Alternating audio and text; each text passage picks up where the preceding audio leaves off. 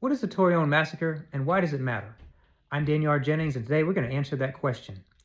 The Torreón Massacre was a large-scale genocide that occurred May 13th through the 15th, 1911 in Torreón, Mexico, in which individuals went around looking for anyone they could find who was of Chinese descent, men, women, and children, and started killing them. According to one estimate, over 300 Chinese end up dying in what was, I believe, the largest genocide in the Americas since the 1700s. Now you might ask, why did this happen? Well, for some time, there had been a growing anti-immigrant, anti-Chinese immigrant sentiment that had taken hold in Mexico. Chinese immigrants were seen as troublemakers. They were seen as bad for the economy. They were seen as taking work from the Mexicans. And there was this growing idea within Mexico that if the country was going to prosper, they had to get rid of all the Chinese. And so it was that kind of thinking that fueled this massacre.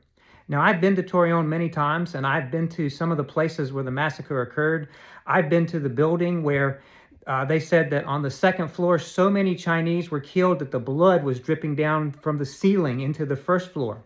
I've been to the cemetery where, because so many Chinese had been killed that there wasn't room in the cemetery to bury them all, so they just dug this mass pit and put somewhere between 100 and 200 bodies just in this large pit on the outside of the cemetery.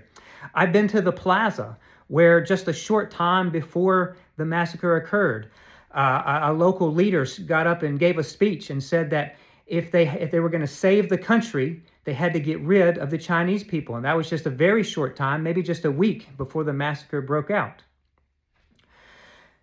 Now, you might ask, what is the lesson that we can take from this? Well, as someone who has studied this massacre for many years and has collected many of the original documents, been to the different places physically in person to see it, talk to 1, 2, maybe 3 experts down there to get their take on the situation. I'm very concerned when I see the same kind of language that was occurring before the Torreón Massacre that led to the Torreón Massacre occurring in my own country here in the United States. When we hear people speaking about immigrants as if they are just terrible people and the root of many of the problems that we're experiencing in our country. When Mexico sends its people, they're not sending their best. They're not sending you. They're not sending you.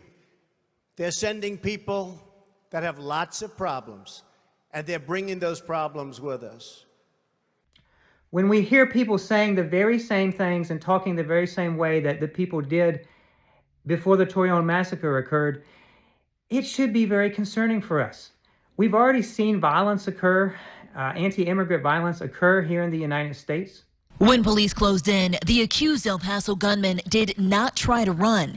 Instead, the man who police say just moments earlier murdered 22 people at a nearby Walmart calmly told police, "I'm the shooter."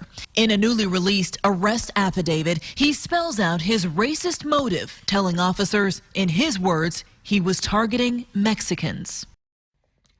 And the lesson that we learned from the Torreón Massacre is that if we turn immigrants into scapegoats, that ultimately it has the very real potential to turn into violence. And violence should never be directed towards people who have simply come to another country trying to better themselves. That's what the Chinese did. They left China. They came to Mexico because they thought that they could better their lives in Mexico at that time. And today, I believe the overwhelming majority of immigrants have done the same. So let's not make the same mistake that the Mexicans did with the Chinese. Let's learn from the mistakes of the past so that we don't repeat them in the present.